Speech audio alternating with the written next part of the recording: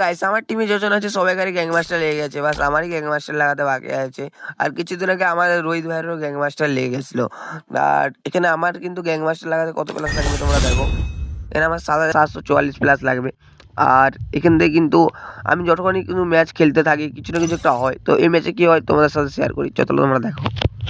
আমি নেমেছিলাম পিকে, আর এই সামনে যে বান্দারা দেখছো একটা বান্দা নক আছে, একে আমার সব থেকে মারা বেশি ভুল হয়। তা কেন বলছি তোমরাই দেখো। এবার আমি যেভাবে ওকে মারি কিন্তু ওর যে এই যে ওকে নক করেছিল সে কিন্তু আমার উপরে রাজ করে দেয়। আর আমি ওর উপরে একটা গুলি চালিয়ে এই দিক দিয়ে পালিয়ে আসি, পালানোর চেষ্টা করি, কিন্তু একে আমি এখানে নক করে দেয়। নক করে তোমরা একে ভালো করে দেখো, এই নক করে কিন্তু আমাকে ইমোটে দেখিয়ে দেয়, ঠিক আছে। আর তার সাথে আমি রিভেঞ্জের জন্য পিকে আবার চলে আসি, আমার টিমে রিভাইভও করে দিই। আমি পিকের সাইডের দিকটায় নেমে ভেবেছিলাম একটু লুটফুট করবো। তো এদিকে একটা হালকা করে লুটফুট করে মানে একটা গান টান নিয়ে আমি রাজ করে দিই ওদের উপরে।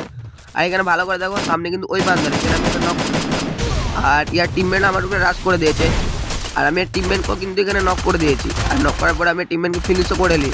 আর ফিনিশ করার পরে আমি রিমেজ যে নিচে যাই, কিন্তু এখানে বান্দাটা এনিমিনেট হয়ে যায়।